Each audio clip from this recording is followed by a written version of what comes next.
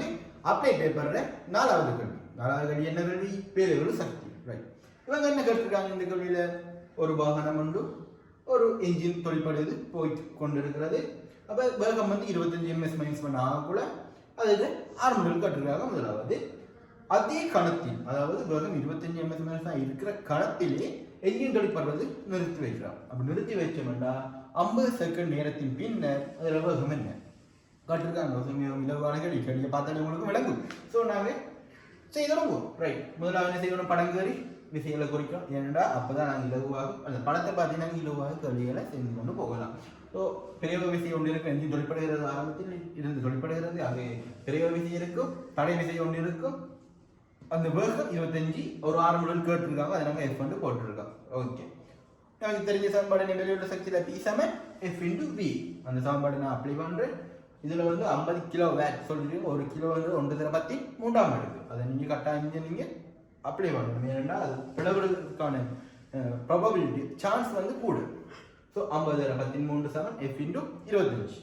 ஆகவே பெரிய விசை எவ்வளவு வருகிறது? 2000 நியூட்டன். 2000 நியூட்டன் வந்து பெரிய விசையாக வருகிறது. அடுத்து என்ன? ME நாங்கள் ஆர்முடல் கணிக்க வேண்டும். ME போட்டால் F - 500. 500 என்ன? தடை விசை.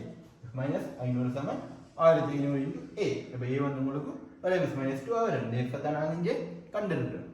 F7 ME இதுக்கு தான் போகிறோம். Okay, H1 MS - 2. ரைட், அடுத்த கேள்வி என்ன? இக்கணத்திலே, அதாவது ஜூசம் 25 இருக்கும் போது இக்கணத்திலே எஞ்சின் தொழிற்படுதல் நிறுத்தப்படுகிறது. அதாவது என்ன சொல்ல வராங்க? பெரிய விஷயம் வந்து இல்லாமல் போகிறது.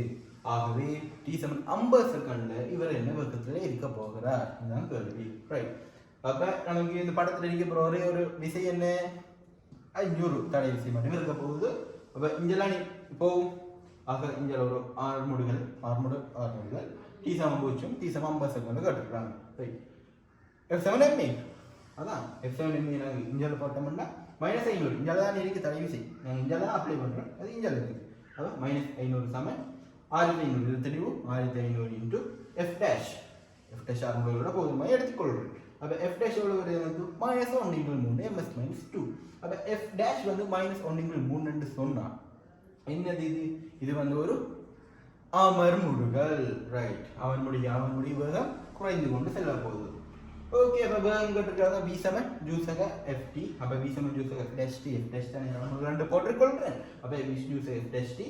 அப்போ 25 - 1 × 3 தர 50. T வந்து 50 செகண்ட்.